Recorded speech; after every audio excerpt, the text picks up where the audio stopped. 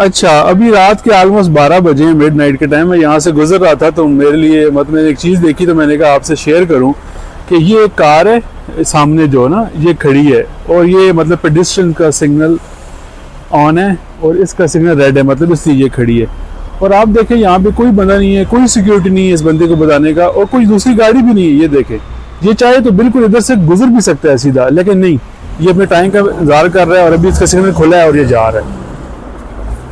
तो मतलब इस तरह रूल ऑफ लॉ की पाबंदी है। ये नहीं कि मिड नाइट है मुझे कोई देख नहीं रहा, इशारा बंद है तो बंद है, बस नहीं गुजरना तो नहीं गुजरना। मतलब इस तरह रूल ऑफ लॉ की पाबंदी है और लोग अपने लॉ का एहतराम करते हैं और उसको अबाइड बाई होने का कोशिश करते हैं।